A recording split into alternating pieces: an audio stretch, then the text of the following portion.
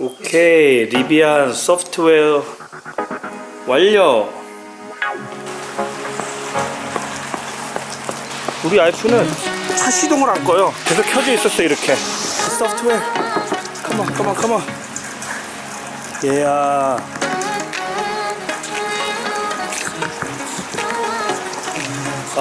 나중에 리비안을 사면 아시겠지만 문이 제일 개떡 같아요. 오케이, what's new?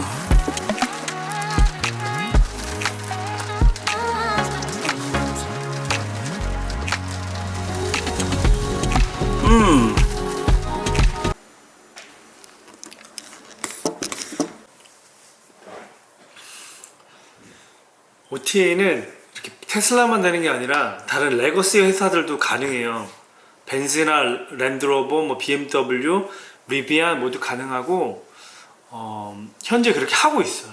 그러니까 예를 들어서 벤츠 같은 경우에는 전화기로 다운로드를 받아서 내 전화기로 차에다가 쏴주는 방식이고요. 그것들은 전화 라인으로 그냥 LTE로 자동적으로 다운돼서 적용되는 방식이거든요.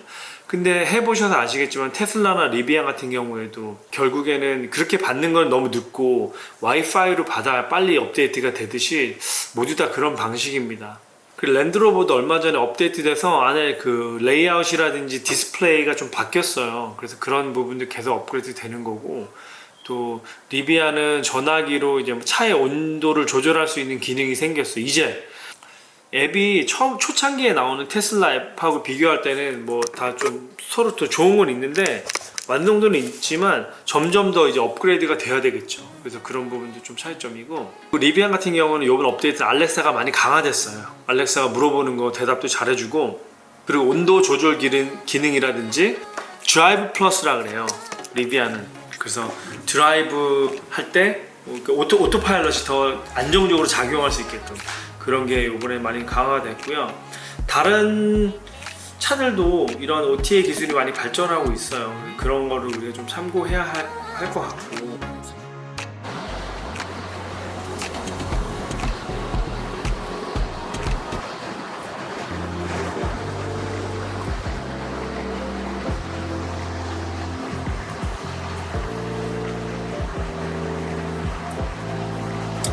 오늘 비 오는 날에 와이프랑 커피 한잔 사서 스벅에서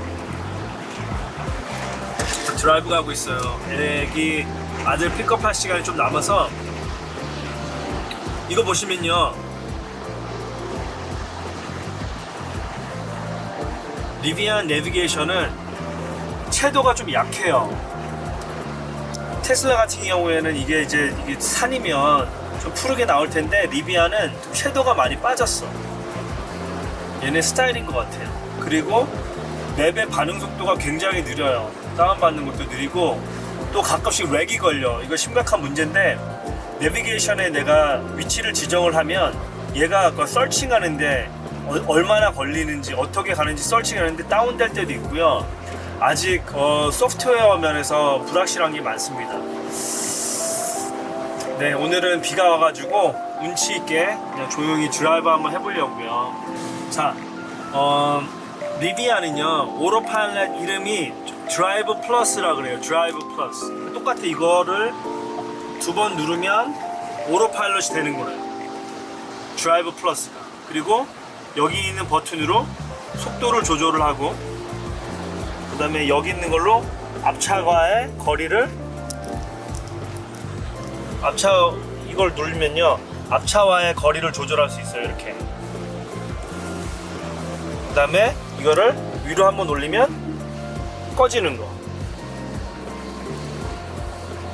그런 기능이고요. 이거를 올리면 내가 와이퍼를 조절할 수 있어요. 이런 식으로. 자, 여기를 보시면 안 된다고 나와요. 보세요. 센서가 흐려져서 안 된다고 나오는데, 이게 가장 큰 차이점 중에 하나예요. 예를 들어서 이렇게 비가 오면 테슬라는 돼요. 테슬라 X는 이런 비가 상관없이 그냥 돼. 그렇지만 리비안은 이 정도 비가 오면 그냥 센서가 안 보인다고 안 돼버려. 그런 아직 완성도가 미약한 거죠. 그렇지만 맑은 날씨에는 제대로 가요. 뭐 정말 똑똑하게 일하고 별로 이렇게 불편함을 못 느끼는데, 이렇게 비 오거나 이럴 때에는 아직까지 리비아는 작동을 하지 않는다. 그런 아쉬운 부분이 있어요. 아니, 오늘 자율주행 하려고 왔는데 자율주행이 안 돼. 비가 와서 자율주행이 안 돼. 컴온 리비안이 어제 뉴스에 나왔는데 74,000대 팔았대요. 아니 7,400대 3분기에. 그래서 얘네가 목표를 한 25,000대를 넘어가니까 주식이 최근에 많이 올랐죠. 근데 저랑 와이프랑은 대량 생산이 어렵지만 충분히 가능하다고 생각을 해요. 왜냐하면 잠깐 경제 얘기로 돌아가면, 주변에서 주식이나 이런 걸로 돈 많이 버신 분 얘기 들어보면 그냥 심플해요. 원리는 어떤 거냐면, 얼마 전에 예를 들자면 치폴레가 길에 막 보이기 시작할 때 가서 먹어보고 맛있으면 그걸 샀는데 그게 또 몇 배가 오르고, 테슬라가 길거리에 막 보이기 시작할 때 사면 돈이 많이, 지금 굉장히 큰 회사 가서 돈이 많이 벌리고. 저는 그렇게 생각해요. 리비안이 지금 최근부터 망한다, 대량 생산에 성공하지 못한다 말이 많잖아요. 근데 실제로 미국에서 느껴보면 최근에 차들이 많이 보여요. 그 얘기는 저는 충분히 대량 생산에 성공한다고 저는 생각을 해요. 그렇기 때문에 좀 너무 장밋빛으로 보는 건 아니지만 미래에 충분히 투자 가치가 있지 않을까. 왜냐하면 보세요, 차가 많이 보여? 그 얘기는 대량 성공에 가고 있다는 얘기야. 그리고 웬걸 멀세디스 벤츠 일렉트릭 밴 만든다 그러죠. 아마존에서 7억만 밀어주고 있죠. 그리고 조지아 공장에 하나 더 짓고 있죠, 지금 공장을. 그렇게 되면 정말 AJ 그 오너가 얘기한 것대로 내년에 75,000대 8만 대가 가능하지 않을까요? 그렇게 되면 생산량이 2배가 느는데, 이런 전기차들이 미래를 보고 투자한다면 2배가 안 오르죠. 얘네들은 더 오르겠죠. 그래서 그런 부분 그냥 저의 생각에 대한 잡담을 잠깐 해본 거고. 이 차가 얼마나 빠른지 보여드릴게요.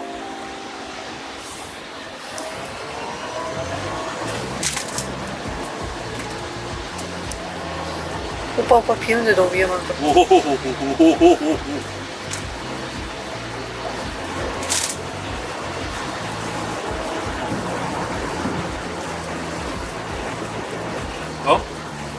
아니 그만해요.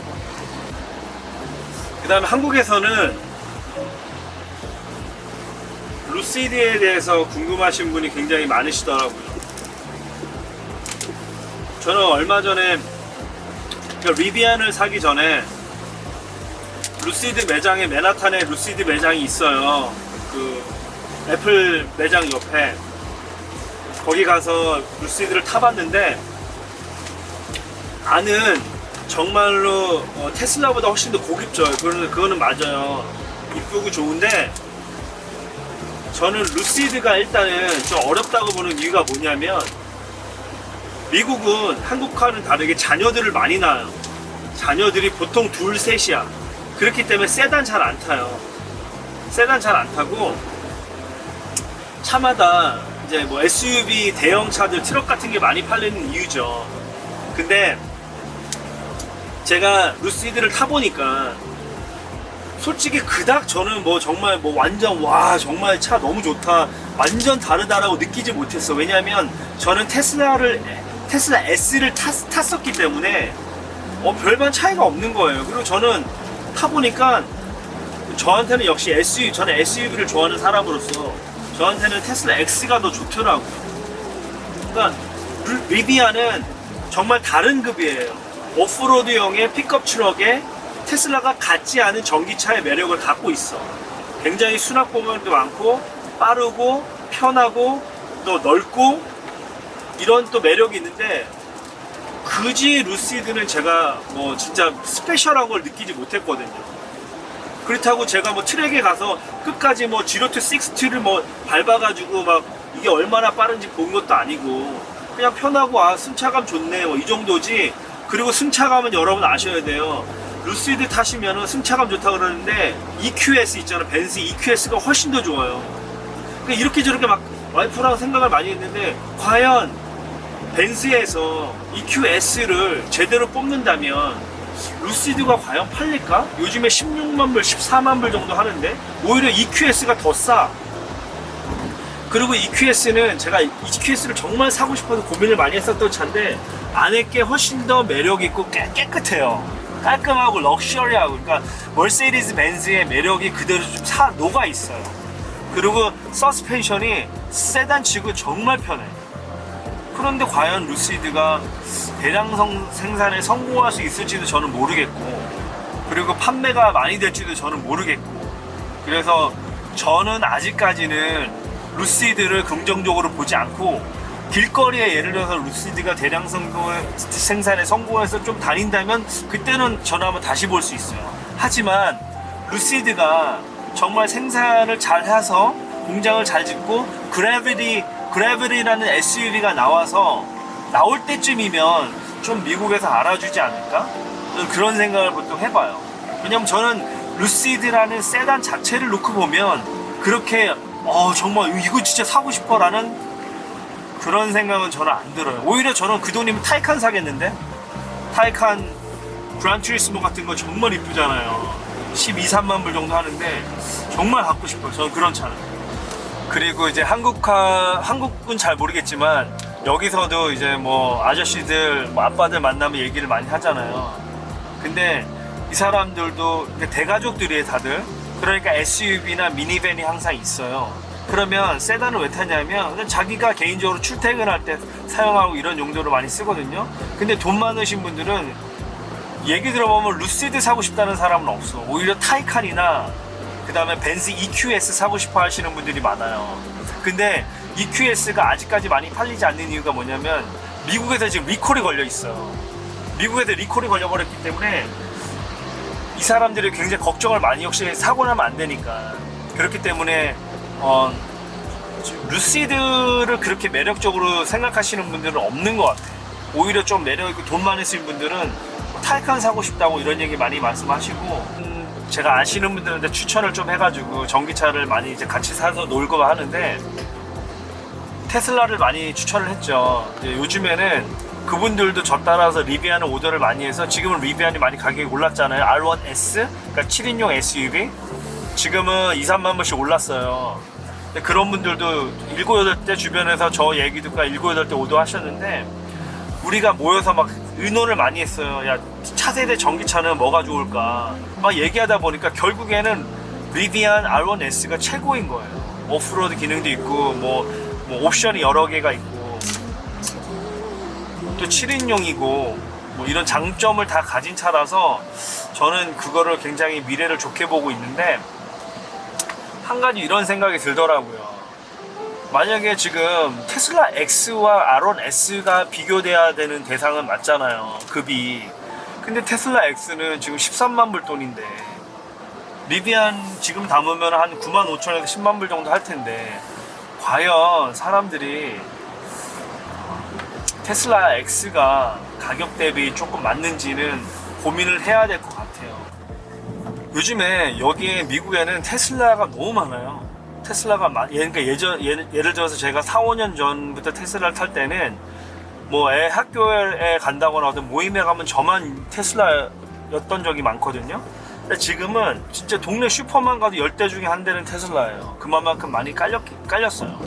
근데 이게 당연히 이제 회사 입장에서 좋은 얘기지만 한편으로는 이 테슬라만의 매력이 많이 없어지는 것 같아요. 예를 들어서 제가 뭐 5, 6년 전에 탔을 때는 조금 앞서가는 것 같고 뭐 어떤 뭐 한국에서 많이 얘기하는 하차감이라든지 뭐 시선을 끌 수 있는 거, 뭐 매력이라든지 개성 같은 게 딱 느껴졌는데 요즘에는 정말 아무나 막 다 타는 차가 돼버린 거야. 그래서 한편으로는 좀 캐릭터를 좀 잊어버린 것 같아요. 너무 많다 보니까. 그래서 이제 뭐 친구분들이나 뭐 이런 분들하고 거래처 사장님들 뭐 얘기를 해보면 이분들은 벤츠나 뭐 포르쉐 같은 데에서 나오는 미래에 나올 차들을 기약하시는 분들이 굉장히 많아요. 뭐냐면 좀 사람들이 많이 안 타는 것들, 그런 분들이 많이 있거든요. 그러니까 테슬라가 성장하고 많이 파는 건 오케이지만 그만큼 느낌이 점점 없어진다. 그렇기 때문에 좀 더 레거시 회사들에서 만드는 전기차들이 그런 것도 나중에는 잘 팔리지 않을까. 왜냐면 그런 차들도 잘 만들겠죠. 여태까지 차를 수십 년 동안 만들어 왔는데. 저도 그렇고, 저도 테슬라는 더 이상 그렇게 매력 있다고 생각하지 않거든요. 그래서 그런 부분도 좀 개인적인 의견입니다.